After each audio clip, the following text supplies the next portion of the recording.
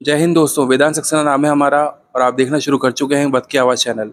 दोस्तों, आज हम हमारा वक्त की आवाज़ चैनल का जो काफिला है वो आज आ पहुंचा है गुमानपुरा स्थित सद्गुरु स्वामी शांति प्रकाश महाराज भवन। जी हाँ, ये भवन सिंधी समाज ने निर्माण किया है और इस भवन के कर्ता धर्ता है ओम आडवाणी जी। जी हाँ, ओम आडवाणी भारतीय जनता पार्टी की ओर से पूर्व पार्षद रहे हैं।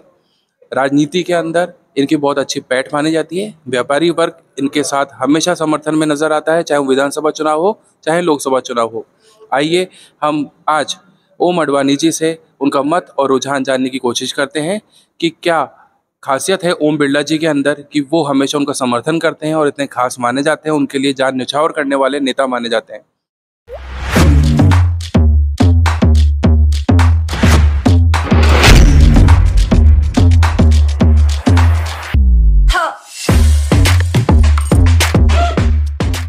नमस्कार सर। सर, वक्त की आवाज़ चैनल पे आपका हार्दिक स्वागत है। सर, आप अपना परिचय अपने कमल मुख से दीजिए। पहले तो आपको बहुत बहुत धन्यवाद, आपके चैनल की शुभकामनाएं। मैं ओम आडवाणी, पूज्य सिंधी जनरल पंचायत अध्यक्ष, स्वामी शांति प्रकाश सेवा समिति के संयोजक।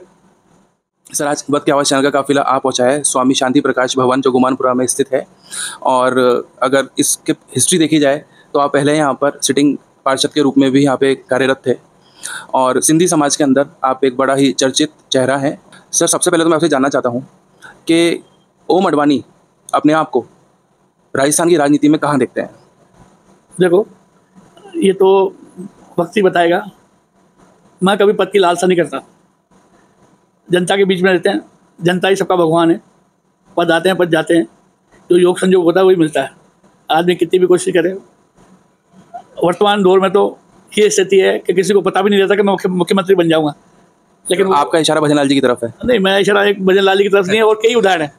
आप एमपी देख लो, उत्तराखंड देख लो, भजन लाल जी की तरफ कई है। तो ये तो वक्त की बात है। आदमी को अपना काम करना चाहिए, जनता के हित में रहना चाहिए। जनता ही सबसे बड़ा भगवान है। सर, अब थोड़ा सा राजनीति की ओर रुख करते हैं। 2 बार से विधायक का चुनाव हारने वाली राखी गौतम KETL के ऑफिस जाती हैं। वहाँ के जो CEO हैं शांतनु भट्टाचार्य, उनको और समस्त विद्युत कर्मचारियों को ये खुली चेतावनी देती हैं कि अगर बिजली कटौती की समस्या का समय रहते हुए समाधान नहीं हुआ तो जो कांग्रेस कार्यकर्ता है वो सड़क पर उतर जाएगा और KETL कंपनी के ताला लगा देगा।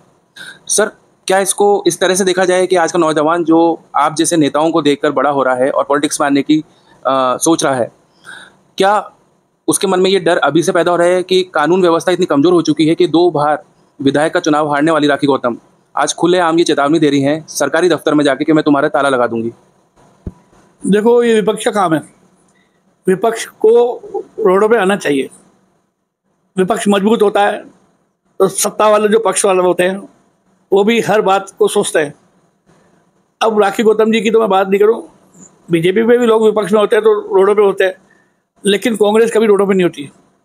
भारतीय जनता पार्टी का हर कार्यकर्ता अगर लाइट के लिए, पानी के लिए, रोड के लिए या अन्य सरकारी काम के लिए जनता के हित में रहता है और संबंधित अधिकारियों का घेराव भी करता है, सत्ता में रहते हुए भी। तो जो जनता की समस्या है उसको तो पूरी करनी पड़ेगी। सरकार में जो रह रहे हैं अधिकारी, तनख्वाह तो जनता से ले रहे हैं। वो आज जो टैक्स आ रहा है, दुनिया भर के tax, sale tax, income tax वगैरह, तो ये तो जनता दे रही है, उससे सरकारें चल रही है और उनसे अधिकारियों को बाल बच्चे पल रहे हैं। तो हर व्यक्ति को विपक्ष में, इनको तो विपक्ष में रहते हैं तो विपक्ष में संघर्ष करना चाहिए। लेकिन जो विपक्ष में भारतीय जनता पार्टी के आज ऐसे भी कार्यकर्ता है जो विपक्ष सत्ता में है, लेकिन जनहित की बात को लेके आज भी वो किसी भी डिपार्टमेंट का हो, घेराव करने में कभी पीछे नहीं हटते। सर, जैसा कि आप जानते हैं कि बीते कुछ दिनों में नरेंद्र मोदी जी ने अग्निवीर योजना लॉन्च करी है, जिसके तहत राहुल गांधी जी उनके ऊपर एनकाउंटर करते हुए दिख रहे थे। यूपी में जब वो जनता को संबोधित कर रहे थे तो उन्होंने एक अग्निवीर है उसके साथ मतलब उसको बुलाया मंच पर और उसके साथ उन्होंने मोदी जी का घेराव करते हुए ये कहा कि भारतीय जनता पार्टी ने 2 तरह के शहीद बना दिए हैं। एक तो वो सेना के अंदर रहते हुए जो दुश्मन होते हैं, जब वो उनसे लड़ाई करता है और वीर गति को प्राप्त होता है तो वो शहीद माना जाता है। दूसरा, इन्होंने एक शहीद और तैयार कर दिया है कि जिसके दिल के अंदर भारत माता के लिए प्यार है और देश की सुरक्षा को लेकर वो जागरूक है, वो इंसान भी भारतीय सेना के साथ कंधे से कंधा मिला के लड़ सकता है। लेकिन अगर वो वीर गति को प्राप्त होता है तो उसके परिवार को ना पेंशन मिलेगी, ना कैंटीन की सुविधा मिलेगी, कोई किसी भी तरह का कोई बेनिफिट नहीं मिलेगा। तो ये भारत की जनता के साथ साथ भारतीय सेना का भी अपमान है। पहली बात तो राहुल गांधी जी क्या बोलते हैं उनको खुद को ही समझ में नहीं आती, और उनके नेताओं को भी समझ में नहीं आती, कार्यकर्ताओं को समझ में नहीं आती, तो जनता को क्या समझ में आएगी। आज आप देखो, जब से 10 साल से नरेंद्र मोदी जी की सरकार है, कहीं बम ब्लास्ट हुआ क्या? नहीं तो आए दिन ही जगह जगह बम ब्लास्ट होते थे। किसी का भी बेटा बेटी जाते थे, पति पत्नी या माँ मदर फादर जाते थे, तो जब बम ब्लास्ट जिस शहर में होते थे तो पहले वो उन परिवार को संपर्क करते थे कि आप तो सुरक्षित हो ना। तो आज ये घटना नहीं है। आप जम्मू कश्मीर में देखो, जब से धारा 370 हटाई है तो क्या कहा था कि खून की नदियाँ बह जाएगी और झंडे का ये हो जाएगा वो हो जाएगा। आज कुछ भी नहीं हुआ। आज देखो वहाँ पे वोटिंग कितने % हुई, 50 साल का रिकॉर्ड तोड़ दिया। ये नरेंद्र मोदी जी की शक्ति है। जो बालाकोट में जो हुआ, या नरेंद्र मोदी जी पाकिस्तान के अंदर हो आए बगैर वीजा के, तो ये एक शख्स जिसमें शक्ति है वही काम कर सकता है, जो जनता के बीच में रहता है। उनको याद है। आज देखो सैनिकों की क्या हालत है। सैनिक अपने आप को मजबूत समझने लग गए। उनके पास पूरी खुली छूट है, कोई आतंकवादी दिखे आपको एनकाउंटर करो। लेकिन पहले कभी आतंकवादी में एनकाउंटर नहीं होता था, उनके पीछे भागते थे, वो भगते भगते वो पाकिस्तान पार कर जाता था। लेकिन आज गोली चलती है, सीधा एनकाउंटर की छाती पार देती है, आर पार निकल जाती। और हथियार आप देखो, कितनी तोपें, कितने 10 वर्षों में सैनिकों के पास जो हथियार है। पाकिस्तान बौखला गया है, वो छोटे से परमाणु बम की धमकी देता है, वो फुलझड़ी उनके घर में फटेगी, हिंदुस्तान का कुछ भी नहीं होने वाला। तो मोदी जी वो शख्सियत है। पहले तो राहुल गांधी जो बोलते हैं वो उनके परिवार ही समझ नहीं पाता। राहुल गांधी जी तो ये भी कह रहे हैं, और सर जहाँ तक कि ग्राउंड रिपोर्टिंग की बात है और मीडिया के माध्यम से मैं आपको बताना चाहता हूँ कि यूपी के अंदर जब वो अखिलेश यादव के साथ में जनता को संबोधित कर रहे थे तो उन्होंने कहा कि अब हमारा पंजा अखिलेश यादव की जो साइकिल है, समाजवादी पार्टी की साइकिल है, उस पर हमने रख दिया है। अब साइकिल जो है वो अडानी के टेम्पो से भी आगे निकल जाएगी। राहुल गांधी ये अखिलेश को भी निपटाएगा। जो यूपी में अखिलेश को 2-3 सीटें आने वाली होगी ना, वो भी नहीं आएगी। सर वो तो कह रहे हैं कि इंडिया गठबंधन ठकाठक सारी सीटें ले जाएगा और मोदी टाटा बाय बाय। उन्होंने यूँ कहा है कि महालक्ष्मी योजना 4 जून के बाद जब पार्टी सत्ता में आ जाएगी, उसके बाद हम हमारे जो पोर्टफोलियो के अंदर में मेंशन कर रखा है हम लॉन्च कर देंगे। 8,500 रुपये हर जो हमारी महिलाएं हैं उनके खाते में आया करेंगे, लगभग 1 लाख रुपये ये हो जाएंगे। ये मुंगेरी लाल के सपने हैं। आपको याद है विधानसभा में क्या कहता राहुल गांधी ने? 10 दिन के अंदर किसानों का कर्जा माफ। 10 दिन के अंदर 1 2 3 4 5 6 वो गिनती 10 होती नहीं है उसकी राहुल गांधी की। आज भी कर्जा माफ नहीं हुआ था। 5 साल सरकार चली, किसानों का कर्जा माफ नहीं हुआ। और रही बात 4 जून के बाद जो खटाखट 8,000 रुपये आ जाएंगे, पहली बार तो मुंगेरी लाल के सपने हैं। अगर 40 सीट भी आ जाए तो बहुत बड़ी बात होती है कांग्रेस के लिए। सर अभी आप बता रहे हैं कि भाई राहुल गांधी जी ने किसानों से वादा किया था कि भाई वो उनका कर्जा माफ कर देंगे, पर नहीं हुआ है ना।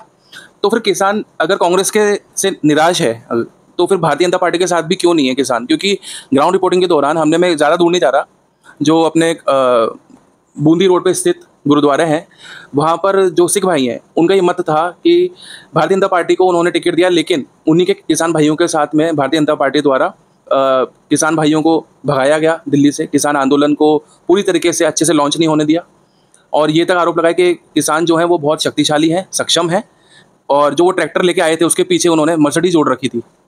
तो ये भारतीय जनता पार्टी से किसानों की खींचातानी कब तक चलेगी? शायद आपने देखा नहीं कि लाल किले पर चढ़ के किसानों ने क्या किया था।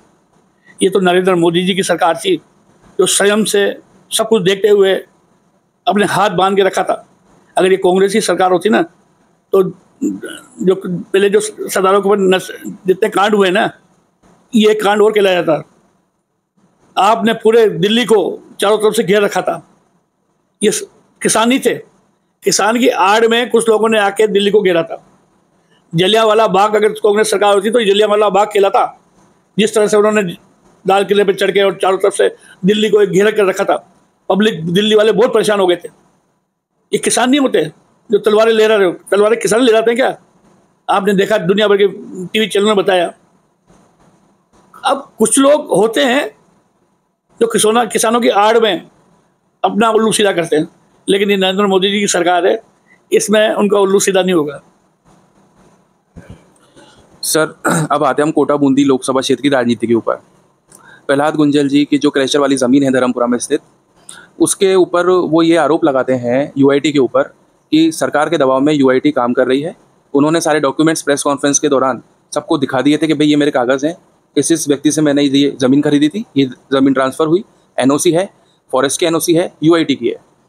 फिर भी वो ये आरोप लगा रहे हैं कि ओम बिरला जी द्वारा यूआईटी को दबाव में लेकर उनके और उनके भतीजे के ऊपर एफआईआर करी गई और मनमानी करी जा रही है। देखो, कोई भी एमएलए हो, एमपी हो, कहेगा तो अधिकारियों से ही, लेकिन अधिकारी भी जानते हैं जब तक कागज देखते हैं अधिकारी, बगैर तो किसी घर पे नहीं जा सकते। और फिर न्यायालय पढ़िए, दूध का दूध पानी का पानी हो जाएगा। अगर अधिकारी ने कोई किसी के कहने के दबाव में आके काम किया है तो न्यायालय उसका संज्ञान लेता है, उस अधिकारी को तुरंत फटकार होती है, सस्पेंड हो जाते हैं, निलंबित भी होते हैं अधिकारी। तो इसमें अगर उनके पास कागज है तो कोई दिक्कत नहीं है, जांच कर रही है यूआईटी, जांच में सामने आ जाएगा जो भी है। इसमें किसी के दबाव से कहने से, आज प्रधानमंत्री जी है, अगर अरविंद केजरीवाल भ्रष्ट है तो कोर्ट ने सजा दी ना, नरेंद्र मोदी जी ने सजा नहीं दी ना, बीजेपी की सरकार ने सजा तो नहीं दी ना। मनीष जी हैं या और भी हैं, संजय सिंह जी बेल हो गई, सत्येंद्र जी इतने साल जेल में पड़े हैं, केजरीवाल जी 1 जून को चल जाएंगे। तो ये तो कोर्ट है, न्यायालय है, जिसमें आपको भी और हमको भी सम्मान करना पड़ता है न्यायालय का। अगर कागज है आपके तो आप न्यायालय में पेश कर दो या अधिकारी को दिखा दो, 10 बार मानेगा अधिकारी के पास, आपके पास कागज है तो वो भी मना नहीं कर सकता, क्योंकि उसको भी कानून के हिसाब से चलना है। तो इसमें किसी के कहने से या किसी के न कहने से, इसमें मैं नहीं मानता ये बात। सर, जिस गौवंश और गैया माता की रक्षा के लिए आप एक मुहिम चलाई थी 2014 के अंदर भारतीय जनता पार्टी ने, और उसी के आधार पे आप लोग उत्तर प्रदेश के अंदर सरकार बनाने में कामयाब रहे। अपने पोर्टफोलियो में क्रमांक 3 पर योगी आदित्यनाथ ने जो वादा किया था लोगों से कि मैं सारे बूचड़खाने बंद करवा दूंगा गौ रक्षा के लिए, और वो आप लोगों ने किया भी, और उसके आधार पर आपकी सरकार उत्तर प्रदेश में अभी निरंतर अच्छा प्रदर्शन कर रही है। लेकिन सर, ये राजस्थान में आके ये बात जो है ये कहीं ना कहीं झूठी साबित हो जाती है, क्योंकि जिस गौवंश और गौ रक्षा की आप लोग बात करते हैं, ठीक है, उसी का जब हम आकलन करते हैं तो गुंजल साहब के जो भाई हैं राम रतन जी गुंजल, उनकी जो गौशाला का निर्माण, राम रतन जी नाम उनका, रामलाल जी, अच्छा आप यार रामलाल जी कहते होंगे, ठीक है ना। तो रामलाल जी गुंजल की जो गौशाला का निर्माण है उसको तोड़ने के बाद बीजेपी बात कर रही है, ठीक है। उन्होंने कहा कि ठीक है, अगर जमीन अवैध है, किसी तरह का कोई इशू है, आप तोड़ दो, कोई दिक्कत नहीं है, लेकिन जो मेरे पास 400-500 गाय हैं, 40-50 बछड़े हैं, इस भीषण गर्मी के अंदर उनका क्या होगा। तो सचिव के पास गए, सचिव ने कहा कि तुम जिला कलेक्टर के पास जाओ, जिला कलेक्टर कहता है कि वापस यूआईटी के पास जाओ। तो ये सिर्फ राजनीतिक रोटियां सेकने वाली बात है, या अगर ऐसा कुछ होता है तो गौवंश और गौ रक्षा के ऊपर सवाल खड़ा हो जाएगा, वो कहाँ जाएंगे, और भीषण गर्मी में तो बछड़े मर भी सकते हैं। सर देखो क्या होता है, गाय पालने में भी पहले तो सरकारी भूमि पर अतिक्रमण कर लेते हैं,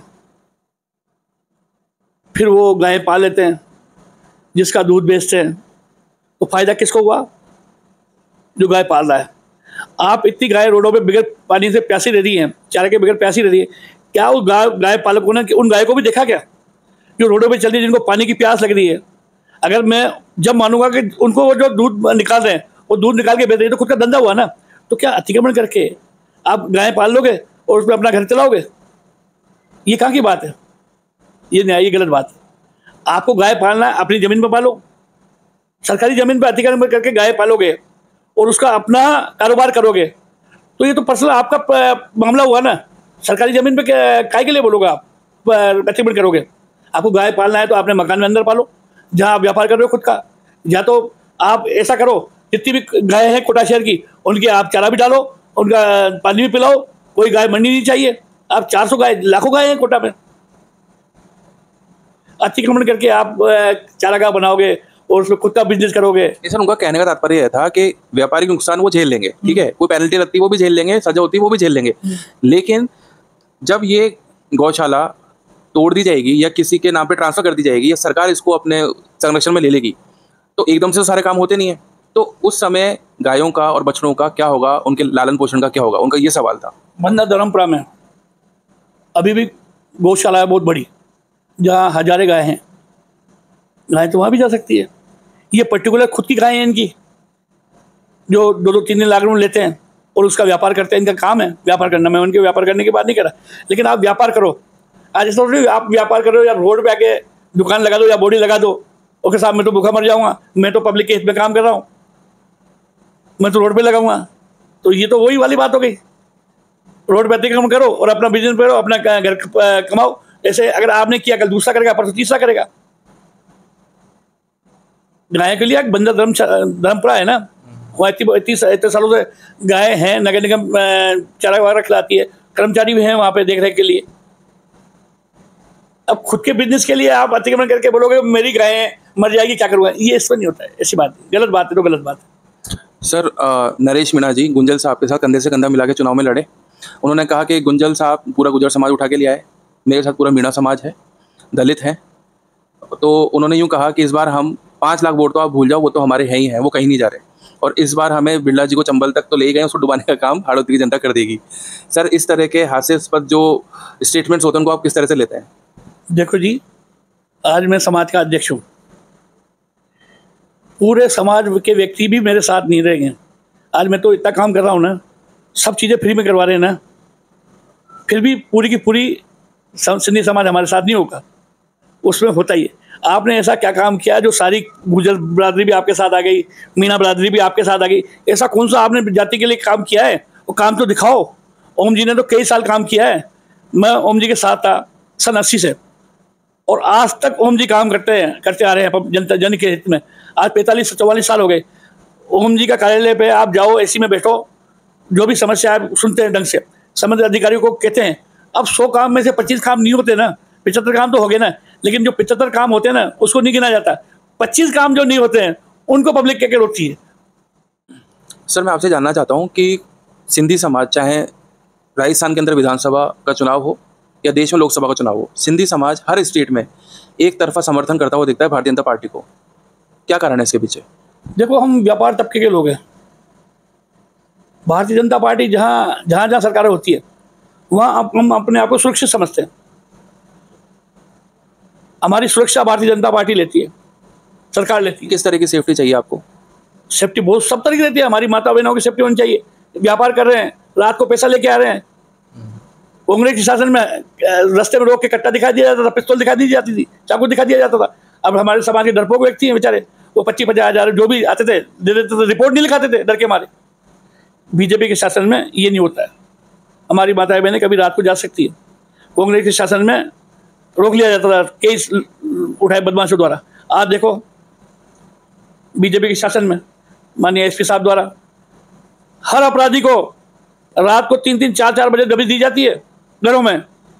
चाहे 2 चाकू बरामद हो, 4 चाकू बरामद हो, आए दिन चाकू बरामद हो रहे हैं, कट्टे बरामद हो रहे हैं, रिवॉल्वर बरामद हो रही है।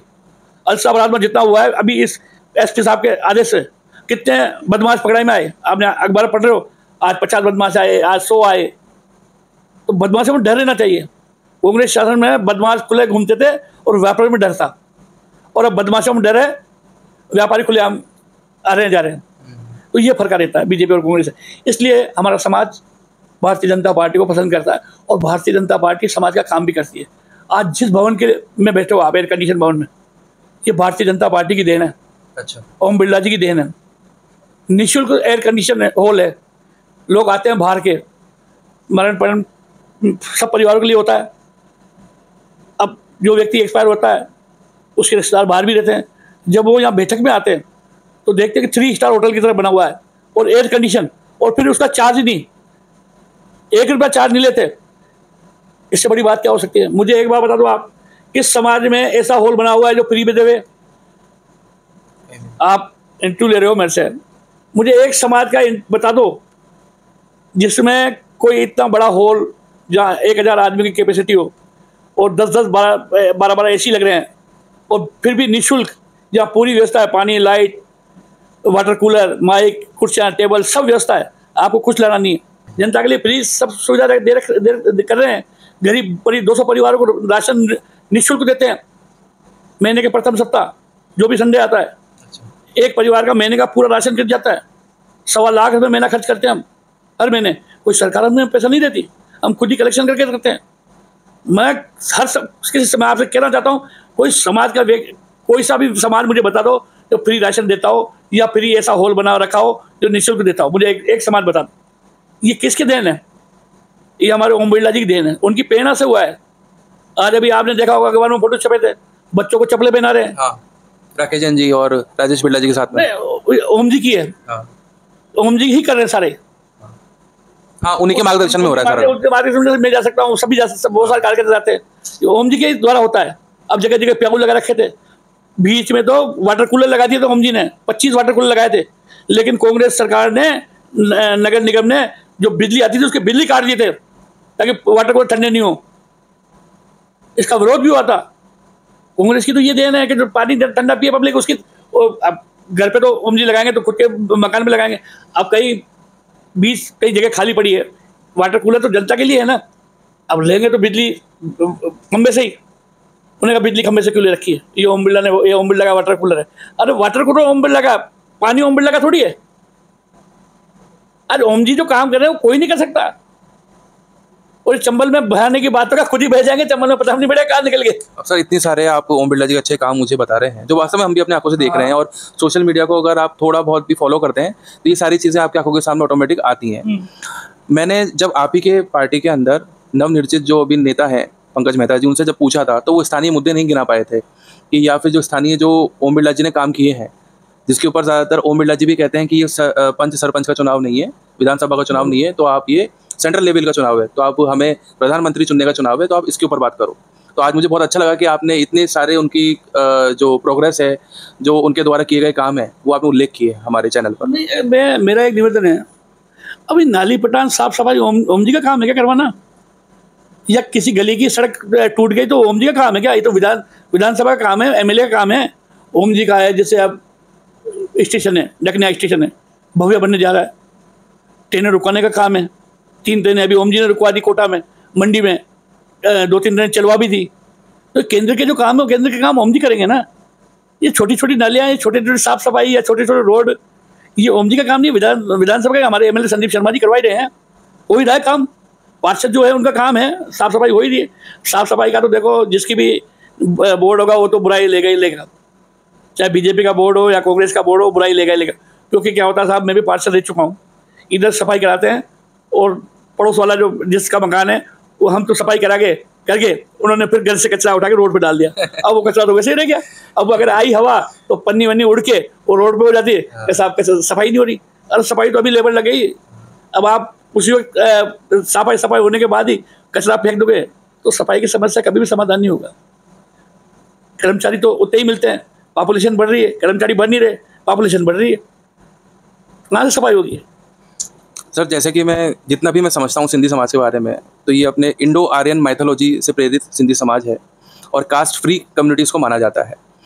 आप सिंध प्रोविंस से आए 1947 में, वहाँ कुछ आपके भाई बंधु भी रह गए, और उस समय जो हिंदुओं में सिंधीज़ की जो पॉपुलेशन थी वो अच्छी खासी थी। पर अब जैसे जैसे पाकिस्तान के अंदर हिंदुओं के साथ में जो गलत काम हो रहे हैं, उनको कन्वर्ट किया जा रहा है, मार दिया जा रहा है या बेच दिया जा रहा है, तो जो सिंधीज़ हैं उनकी जो पॉपुलेशन उस पर भी इम्पैक्ट पड़ रहा है। तो आपने दुनिया भर के अंदर दुनिया भर का कल्चर सीखा, वहाँ का बिज़नेस सीखा, वहाँ की भाषा सीखी, वहाँ का जो हाव भाव है वो सीखा आपने। फिर जब आप देखते हैं कि पड़ोसी देश हमारी जो कम्युनिटी है, जहाँ के हम रहने वाले थे, कभी जो हमारे पूर्वज जहाँ के रहने वाले थे, जिनकी हम पैदाइश हैं, आज वही लोग हमारे लोगों को मार रहे हैं, कन्वर्ट कर रहे हैं। क्या है, देखो आज की स्थिति जो है, पाकिस्तान में 2% अल्पसंख्यक रह चुके हैं और यहाँ पे जो 5% थे वो 25% हो चुके हैं। और फिर भी देखो संविधान खतरे में, यहाँ 5 से 25 हो गए संविधान खतरे में, और वहाँ से 25 से 2 हो गए, वहाँ संविधान अच्छा चल रहा है। ये विपक्ष वाले नौटंकी इतनी करते हैं। अभी एक मैं कल ही देख रहा था, दिल्ली के मुख्यमंत्री जी, मैंने उस जैसा छात्र आदमी नहीं देखा। अभी एक खबर आ रही थी कि एक व्यक्ति के 3 बच्चे थे, तो वो व्यक्ति मरने वाला था, तो उसने कहा कि जब मेरा अब लास्ट है, उसके पिताजी ने कहा मैं मरने जा रहा हूँ, तो बेटा ये तीनों को मैं एक एक बात बताना चाहता हूँ कि मेरे मरने के बाद तुरंत 1-1 लाख रुपये मेरे जेब में डाल देना, ज़्यादा सवाल मत पूछना। तो तीनों ने कहा नहीं पिताजी आप क्यों जाओगे, हम आपको दिखाएंगे। कि नहीं बेटा मेरा समय आ चुका है, आप तो एक ही काम करना, मेरा 1-1 लाख रुपये डाल देना। तो पहला बेटा आया, उसने 1 लाख रुपये डाल दिया, दूसरा बेटा आया, उसने भी 1 लाख रुपये डाल दिया। अब तीसरा बेटा आया, वो 3 लाख का चेक लाया और बाप के जेब में डाला और 2 लाख रुपये लेके चल दिया। उसका नाम है अरविंद केजरीवाल। इतना शातिर आदमी है। भ्रष्ट होते सोते भी कहता कि दुनिया भ्रष्ट है, मैं तो भ्रष्ट हो ही नहीं, मैंने तो साहब जनता के हित में काम किया, ना गाड़ी लूंगा, ना दुनिया लूंगा, ना बंगला लूंगा, ना कुछ लूंगा, सब कुछ ले लिया। एक राज्यसभा महिला सांसद को पिटवा दिया। और फिर जब 1 तारीख वो तो सर अभी मामला कोर्ट में, उस पर तो नहीं कोर्ट में है, जमानत कैसे दे दी कोर्ट ने भी, ये भी गलत बात है। कानून सबके लिए बराबर है। हेमंत सोरेन जी भी है ना, वो भी भ्रष्टाचार के आरोप में जेल में है ना, तो उनको भी जमानत दे दी जाए, वो भी प्रचार करेंगे। हेमंत सोरेन जी के लिए तो अरविंद केजरीवाल जो कहते हैं कि भाई वो दबाव में आ गए इसलिए उन्होंने इस्तीफा दे दिया। मेरे जैसा अगर कुब्बत वाला आदमी होता तो मैं इस्तीफा नहीं देता, और आज भी भारतीय जनता पार्टी मेरा कुछ उखाड़ नहीं पा रही है। अगर मैं इस्तीफा दे देता तो मैं जिंदगी भर जेल में सड़ता रहता। ऐसा नहीं है, और मैं सरकार जेल से रहते हुए चला रहा हूँ, और बड़े बड़े जो क्रांतिकारी उन्होंने जेल में रह के पार्टी बनाई और सरकारें चलाई हैं, चाहे वो चलिए बताइए। केस तो एक ही है ना भ्रष्टाचार का। इसमें मुझे तो ये नहीं लगता कि आप सीएम हो या आप सीएम नहीं हो, मतलब जो प्रधानमंत्री हो सीएम हो, आप उनको जमानत दे दोगे। उसमें ये नहीं देखो कि धाराएं ऑफेंस कौन सी, ऑफेंस तो एक ही है ना। एक ही ऑफेंस में आप दो बातें कर रहे हो, एक को जमानत दे रहे हो, एक को जमानत दे रहे हो। इससे पब्लिक का जो है ना न्यायालय के प्रति विश्वास उठता है, विश्वास उठता है। वो तो यूं कह रहे हैं कि तुम मुझे चुनाव जिता दो तो मैं जेल नहीं जाऊंगा। उन्होंने ये भी कहा। अब बताओ तो अब चाहिए दिया ना, उन्होंने खुद नहीं कहा ना चुनाव जीता दो, मतलब चुनाव जीत जाओ तो न्यायालय कुछ भी नहीं है। कानून को आप मान नहीं रहे हो, मतलब चुनाव जीता तो मैं कानून को नहीं मानूंगा, मैं अपने आप बरी हो जाऊंगा। तो इससे न्यायालय से आम जनता का विश्वास कम हो रहा है। सुप्रीम कोर्ट के जज ने कहा था कि हाई कोर्ट के जज जब बनते हैं तो एम्बेसडर कार होती है पुरानी या फिएट होती है, और जज बनने के बाद बड़ी बड़ी गाड़ियों में आते हैं, BWM में 50-50 1-1 करोड़ 5-5 करोड़ की गाड़ी में आते हैं, 50 करोड़ की गाड़ी में आते हैं, और बड़े बड़े बंगले हो जाते हैं। ये सुप्रीम कोर्ट के जज ने कहा है, क्योंकि उनको लगता है ना कि ऐसा हो रहा है जुडिशली में। आज सरकार को कोई नहीं माने, लेकिन जुडिशली को तो मानता है ना, न्यायालय को तो मानता है ना। न्यायालय का सम्मान आज हर कोई करता है। अब अरविंद केजरीवाल जी 1 तारीख तक जेल में जाओगे, और आज कह रहे हो कि आप तो मुझे जिता दो मैं बरी हो जाऊंगा, तो इसका मतलब सेटिंग कर रखी है। सर परसों के रोज हनुमान बेनीवाल जी RLP से आते हैं जो, और वर्तमान में विधायक हैं, और दूसरी ओर प्रहलाद गुंजल जी जो कांग्रेस के उम्मीदवार हैं लोकसभा से। दोनों पिछले 6-7-8 महीने पहले तक एक दूसरे को फूटी आग तक नहीं सुहाते थे, शक्ल तक देखना पसंद नहीं करते थे। कल हनुमान बेनीवाल के आवास पर प्रहलाद गुंजल जी जाते हैं, घंटों उनकी चर्चा होती है, ट्विटर पर आता है कि शिष्टाचार की भेंट हुई है।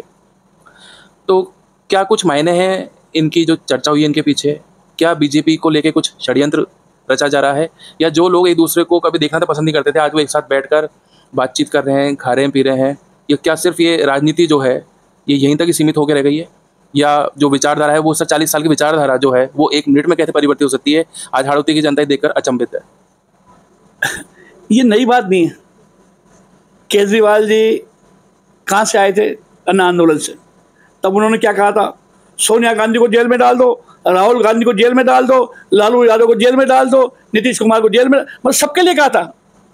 ममता जी के भी लिए कहा था नहीं कहा था। जब इनके ऊपर आफत खुद की आती है ना तो सब इकट्ठे हो जाते हैं, लेकिन मोदी जी का कुछ नहीं कर पाएंगे। इसी तरह से ओम जी आज राजस्थान में नंबर 1 पे है। हो सकता है ओम जी इससे बड़ा कोई और भी चमत्कार कर दे, चीफ मिनिस्टर बन जाए। अरे बोल दीजिए सर, बोल दीजिए। देखो ये तो जनता बनाती है और हमारे शीर्ष नेतृत्व बनाता है ना।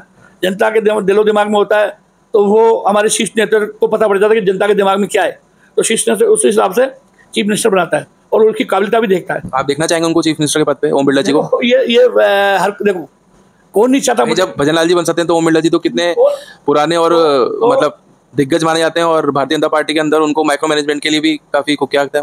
आज ओम जी की तारीफ देश के यशस्वी प्रधानमंत्री जी ने भी की ना। ओम बिरला जी लोकसभा में बहुत अच्छा काम किया है, यहाँ भाषण में भी कहा, लोकसभा के अंदर भी कहा। खुद ही जब प्रधानमंत्री जी तारीफ कर रहे हैं, जब इनको यहाँ के छोटे मोटे ये जो आप नाम बता रहे छोटे मोटे नेता जो हैं, प्रहलाद गुंजल जी को छोटा मानते हैं आप? ओम जी के बराबर हाइट छोड़ी है। मैं ये भी नहीं कह रहा कि भी बराबर के हैं, लेकिन साथ में तो उन्होंने राजनीति चालू करी, विधायक रहे। राजनीति चालू नहीं की प्रहलाद गुंजल जी तो यही कहते हैं। प्रहलाद जी जब मल्टीपल स्कूल पढ़ते थे तब वो ओम जी घर आते थे। ओम जी की हाइट उस वक्त भी बड़ी थी। प्रहलाद जी एक मेरे भी छोटे भाई हैं, हमने भी उनको छोटे भाई के हिसाब से रखा है, और आज भी वो हमें भाई के हिसाब से मानते हैं, और हम भी वही मानते हैं। हमने विधानसभा में उनके चुनाव में काम, समाज के जो लोग थे उनके मीटिंग करी, हमने उनके पक्ष में वोट डलवाया। बीजेपी में जब थे, बीजेपी में थे, लेकिन ओम जी की हाइट बहुत बड़ी है। अब ओम जी से तो ऐसे कोई अकेला पार पढ़ नहीं पाएगा, तो ये सभी हो जाएं। जैसे नरेंद्र मोदी जी के खिलाफ सभी हो रहे हैं, तब भी नरेंद्र मोदी जी को कोई बाल बाका नहीं कर सकता, और राजस्थान में अड़ोस पड़ोस के और सभी इकट्ठे हो जाएं तो भी ओम जी का बाल बाका नहीं होने वाला। तब क्या कारण है कि हनुमान बेनीवाल जैसे जो दिग्गज नेता हैं जो निर्दलीय अपनी सीट निकालने में हमेशा सफल हो जाते हैं, पर ये देखा जाता है कि उनका जो चरित्र है वो ऐसा देखने में अब आ रहा है नीतीश कुमार जी की तरह कि जिस तरफ हवा चलती है वो उस तरफ चल पड़ते हैं। तो क्या हमें ये अब ये मान लेना चाहिए कि भाई कांग्रेस की हवा चल रही है, क्योंकि वो जा तो उसी तरफ रहे हैं? देखो, अभी तो उनका ही जो चुनाव है वो अदरजूल में फंस रहा है। ज्योति मृदा उनको टक्कर दे रही है, तो उनको अभी यही पता नहीं है कि मैं जीतूंगा या नहीं जीतूंगा, लेकिन वो अभी से समीकरण मान रहे हैं कि मैं हार गया तो फिर अकेला रह जाऊंगा, तो कम से कम जिस तरह प्रहलाद जी जैसे और भी 2-5-10 लोग होंगे वो एक अलग से गुट बना लेंगे, तीसरा मोर्चा बन जाएगा। प्रहलाद गुंजल तो जब तक बीजेपी में थे तब तक वो ये कहते आते, मतलब आज से 4-5 महीने पहले तक, कोई बहुत पुरानी बात नहीं है, कि इंडिया गठबंधन बना ही इस नींव पर है कि हिंदू मुसलमान यादव मीणा गुर्जर को लड़ाया जाए, और आज वो खुद ही इंडिया गठबंधन से हाथ मिलाने के लिए हनुमान बेनीवाल जी के पास पहुंच गए। और हनुमान बेनीवाल जी का मैं आपको बताऊं, बीते कुछ सालों में उन्होंने इतनी अभद्र टिप्पणियां करी हैं वसुंधरा जी के लिए कि ये नशे की दूत हालत में भाषण देने आती थी, इनको माइक पकड़ना नहीं आता था, वो हमने सिखाया। हनुमान बेनीवाल जी ने आज से नहीं करी, ये 2-3 सालों से करते आ रहे हैं, लेकिन जो जनता है ना सब जानती है, जनता बोलती नहीं है, वोट के माध्यम से सबको पता बता देती है कि आपने क्या कहा था क्या नहीं कहा था, तो जनता से बड़ा कोई नहीं। मैंने शुरुआत में ये बात की थी, जब इनके पद खत्म हो जाएंगे ना, जब ये ना तो एमएलए होंगे ना एमपी होंगे, तब इनको पता पड़ेगा कि मैंने क्या किसके लिए कहा था। जोश में जब होश खो जाते हैं ना तो वो सबसे गलत बात होती है। सर, भारतीय जनता पार्टी इस कोटा बूंदी लोकसभा चुनाव को कितने अंतर से जीतने जा रही है? देखो, हमारा आइडिया, हम भी फील्ड में 3 लाख के आसपास है, 3 लाख के आसपास जीतेंगे। प्रहलाद जी का तो कोई मैनेजमेंट ही नहीं था, ओम जी बिरला जी का मैनेजमेंट साल भर से पहले चल रहा था। प्रहलाद जी को टिकट मिली तो 15-20 दिन, एक महीना हुआ था। ओम जी तो साल भर तैयारी कर रहे थे, उनको ये याद नहीं है कौन सा बूथ है, कौन से गाँव नहीं जा पाए हो, तो ओम जी तो साल भर से दौरे कर रहे थे गाँव में। मुझे बता दो प्रहलाद जी क्या पूरे कोटा बूंदी हुआ है हर गाँव में? नहीं, समय नहीं था उनके पास, जा ही नहीं पाएंगे। ओम जी तो सब गाँव में हो जाए, तो साल भर से तैयारी कर रहे थे। प्रहलाद जी तो 20-25 दिन तैयार करे, तो 20-25 दिन में इतना बड़ा क्षेत्र कहां से तैयार कर पाएगा? आप मुझे बताओ, एक लोकसभा में कितने बूथ होते हैं? आपको भी याद नहीं है याद आपको? नहीं। एक लोकसभा में 25 से 2800 के बूथ होते हैं, मिनिमम 2500 बूथ होते हैं एक लोकसभा में। हाँ, होते होंगे। और किसी को पता नहीं है। ओम जी को तो याद है, क्योंकि ओम जी तो लोकसभा अध्यक्ष है, तो चुनाव भी लड़ रहे हैं, उनको तो याद है। लेकिन और किसी को पता नहीं कि 2500, 2700, 2800 वोट। हाँ, आम जनता को इसका इतना आइडिया नहीं कि इतने बूथ होते हैं। हाँ, ठीक है। जो सांसद है उसको पता नहीं रहता है कि 2500 बूथ है, 2600 बूथ है, 2700 बूथ है, क्योंकि इनको तो प्रहलाद जी को टाइम ही नहीं मिला। सर, बूथ की बात हो रही है तो ये महावीर नगर 2nd और 3rd का जब गुंजल जी ने दौरा किया था तो उन्होंने अपनी स्कॉर्पियो रुकवा के और उसका दौरा किया। उन्होंने कहा कि भाई यहाँ तो ईवीएम ही रुकी पड़ी है, 2 घंटे हो गए, तो इसके अंदर कहीं बिरला जी का हाथ तो नहीं है? और सच में रुकी भी थी सर। देखो, ईवीएम भी मशीन है। हाँ। है, अभी आपका मोबाइल चल रहा है, चलते चलते ही मोबाइल बंद भी हो जाता है ना। 100 मोबाइल है, अगर 100 मोबाइल में 1-2 मोबाइल बंद हो जाए तो ये तो मशीन में खराबी है ना। 98 मोबाइल तो चल रहे हैं ना आपके, तो इसमें मेरा काम हाथ या आपका क्या हाथ? और दूसरी बात, जब लोगों को पता पड़ता है, अभी देखना सर, तो आप भी पलटवार में कह रहे थे कि बारिश हुई है, प्रहलाद गुंजल जी ने करवाई बारिश? आज बारिश होगी तो बारिश से कमल का फूल खिला है, वोटिंग ज्यादा हुई है, मतलब भगवान भी प्रसन्न था उस दिन ओम जी के प्रति। तो उन्होंने जो बारिश कराई ना, भगवान ने करने वाले तो भगवान, बारिश हमारे हाथ में तो नहीं, ओम जी के हाथ में नहीं बारिश कर। तो पहले कितनी गर्मी थी, क्योंकि हम तो भूत में बैठे थे, टेंट लगा के बैठे थे, भूत में कूलर लगा के बैठे थे, भूत पे कितनी। जब बारिश हुई है तब हमें भी थोड़ा एहसास हुआ कि हाँ, अब हमें काम करने में मजा आएगा। और लाइट भी चली गई थी तो लोग अपने घर से बाहर निकले, चलो ठंडा मौसम में वोट ही डाल जाते हैं। तो हमने उस ठंडे मौसम में मैसेज करके घरों में वोट डलवाए, और उसके बाद पोलिंग 4-5% बढ़ी भी है। सर, एक बुजुर्ग महिला है, उनका कंटिन्यू मेरे पास ये मैसेज आ रहा है 4-5 दिन से, बजरनगर गोपाल विहार 2nd में स्थित हैं, सुनीता जैन जी।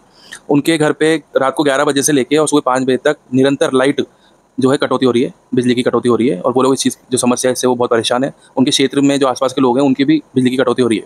इस समस्या को लेकर जब मैं ऊर्जा मंत्री हीरालाल नागर जी के निवास पे गया, जब वे भी पिछले हफ्ते वो आए थे, तो उन्होंने कहा कि बेटा कहीं पे भी कटौती नहीं हो रही है, छोटा मोटा फॉल्ट होता है उसको रिकवर कर दिया जाता है। पर सर, छोटा मोटा फॉल्ट लगातार 8-10 दिन से चला आ रहा है, तो सर ये तो बिजली की कटौती हुई ना सर? देखो, जो आप कह रहे हो, मैं आपकी बात को गलत नहीं मान रहा, मुझे तो पता नहीं है अब वो कितने घरों में बिजली कटौती हो रही है, या पूरी लाइन खराब है, क्या है। आसपास का जो पूरा क्षेत्र है ना, गोपाल विहार 1st और 2nd, हाँ, वो सभी इसकी बिजली की समस्या से काफ़ी वो है प्रभावित है। आप उनको भेजो छोटे भाई साहब के पास, अभी आज मैसेज कर दो, और हम अभी उसको दिखवाते हैं, कल से कोई प्रॉब्लम नहीं आएगी, यह मेरी गारंटी है। पर कंटिन्यू 6-7 दिन उनको बीपी की भी प्रॉब्लम है उनको, सारी समस्याओं से वो जूझ रही है। गर्मी में तो लाइट आप इतने घंटे के लिए बात कर रहे हो, मेरा 15 मिनट में चल जाती है, वो भी दिक्कत है। हाँ। तो आप उनको वो जाए ना। देखो आदमी बीमार होता है तो डॉक्टर को फोन करता है, पैसे वाला है तो डॉक्टर के पास फोन करता है कि साहब ये 2000 रुपये आपको फीस लेना। यहाँ डॉक्टर क्या जाता है, आपके हम कुछ गड़बड़ी है तो आप जाओ ना, बताओ ना उनको। अगर आपकी वहाँ की समस्या का समाधान नहीं हो तो फिर बोलो आप। हम भी वहाँ भी गए थे और उसके बाद भी समस्या का समाधान नहीं हुआ। अभी भीषण गर्मी में तो लाइट बंद होना ही नहीं चाहिए। और हीरालाल जी जो ऊर्जा मंत्री वो तो इस बात को मेन विशेष ध्यान रख रहे हैं कहीं किसी को दिक्कत नहीं आए लाइट में। एक कोटा है जहाँ लाइट पानी और लाइट के लिए कोई कमी नहीं है। कोटा तो सर यूँ माना जाता है कि वो दूसरे क्षेत्रों में भी लाइट पहुंचाता है। और कुछ आप हमारे वक्त की आवाज़ चैनल के माध्यम से जनता तक बात पहुंचाना चाहें? बस हमारा काम तो यही है कि आपका चैनल फले फूले, धन्यवाद सर। आगे से आगे और तरक्की करे। धन्यवाद सर। यही कृपा और आशीर्वाद रहेगा बस जनता का। और सर जिस तरह की जो आपकी शख्सियत है और जो समाज कार्य आप अच्छे करते आ रहे हैं निरंतर, तो कोटा की जनता अभिभूत है आपकी सेवाओं से। हम भी सर आपके उज्जवल भविष्य की कामना करते हैं कि आने वाले जो विधानसभा चुनाव है उनमें आप एक विधायक के रूप में सबके सामने आए। और विधायक के रूप में तो देखो संदीप जी हैं, वो हमारे छोटे भाई हैं। और जब मैं दक्षिण की बात नहीं कर रहा सर, आपका तो गुमानपुरा इतना इंटरेस्टिंग क्षेत्र है, आधा दक्षिण में आता है आधा उत्तर में। मैं उत्तर की बात कर रहा हूँ। नहीं, गुमानपुरा लगभग दक्षिण में आता है, बल्लभबाड़ी वगैरह उत्तर में जाती है। हाँ। बाकी पूरा गुमानपुरा क्षेत्र दक्षिण में आता है। और यहाँ के जो एमएलए है, आप उनको कोई भी व्यक्ति जाए, वही नहीं देखते कि कौन क्या है, कौन हमारे चुनाव में काम किया नहीं किया। अगर नहीं भी किया वो भी चल जाता है तो उसका भी काम हो जाता है। संबंधित अधिकारी से कह देते हैं भाई इनको भेज दो, इनकी समस्या का समाधान तुरंत करें। संदीप जी बहुत बढ़िया एमएलए है, बहुत सीधे व्यक्तित्व के इंसान है, बहुत बढ़िया। उनकी जितनी तारीफ की जाए कम है, निष्पक्ष है और आप जहाँ बैठाना चाहो उनको वहाँ बैठ जाते हैं। ऐसा एमएलए हमने भी नहीं देखा। जमीन से जुड़े हुए इंसान है। और मैं उनके दफ्तर गया था, आपका दफ्तर तो फिर भी बहुत अच्छा है क्योंकि समाज का दफ्तर है। बहुत ही साधारण दफ्तर था उनका और उन्होंने मुझसे लगभग उतनी ही देर बात करी जितना समय आपने हमें दिया। बहुत पेशेंस से उन्होंने बात करी, सारी बात सुनी और हमें भी उन्होंने काफ़ी मोटिवेट किया। एक नए चैनल के रूप में हम लोग काम कर रहे हैं, उन्होंने बहुत मोटिवेट किया और भी उन्होंने हमें रेफरेंसेस दिए जिनके तहत हम पहुंचे और अच्छा इंटरव्यू कंडक्ट किया। नहीं इसमें तो कहा ना संदीप जी, मेरे को राजनीति 40 साल हो गए। ओम जी भी मिले रहे, भवानी सिंह जी में मिले रहे, जो हम साथी थे ओम जी भवानी सिंह। फिर हमने संदीप जी को भी देखा। तो इस व्यक्ति में मतलब घटता ये है कि आप कोई गरीब भी बुला रहा है, भाई साहब रुको चाय पी लो भाई साहब, उसके साथ बैठ के चाय पी लेंगे। लेकिन आज जो दूसरे एमएलए तो अरे रोड पे चाय पीऊंगा क्या? सर 3 बार के विधायक हैं, लगते नहीं है इतने साधारण इंसान है। आज अधिकारी कहते हैं कि साहब हमको संदीप जी फोन करते हैं, भाई साहब देख लेना भाई साहब। तो वो जब भाई साहब कहते हैं ना हमें, तो हमारा दिल उनके प्रति वो हो जाता है कि भाई क्या काम है, मैं उनका काम करूँगा। अगर कोई गाली देता है ना हमें, तो हमें भी दुख होता है यार, हम भी नौकरी कर रहे हैं, हमारे बच्चे हैं, गाली कैसे सहन करें। तो संदीप जी ने आज तक किसी को गाली नहीं दी। छोटे अधिकारी से भी बात करते हैं तो भाई साहब देख लेना इनका। तो छोटा अधिकारी भी कहता है कि जितनी मेरी मदद होती है मैं उसको कर देता हूँ। आज मैं प्रेम से आपसे बात कर रहा हूँ, आप मेरे से प्रेम से बात कर रहे हो। कभी मिलोगे आप रोड पे भी अपन बैठ के बात कर सकते खड़े होकर भी, चाहे मैं कितना भी बड़ा एमएलए एमपी बन जाऊँ। तो संदीप जी में वही गरसा है। आपको याद भी नहीं होगा तो भी मैं याद दिला दूंगा। याद है सर वो इंटरव्यू लिया था हमने। तो संदीप जी में वो गरसा है, आपको कहीं भी बुला लो, कहीं भी रुका लो, रुक जाएंगे। ठीक है, बहुत बहुत धन्यवाद हमसे जुड़ने के लिए। आपके उज्जवल भविष्य और स्वस्थ की हम कामना करते हैं। धन्यवाद। Thank you.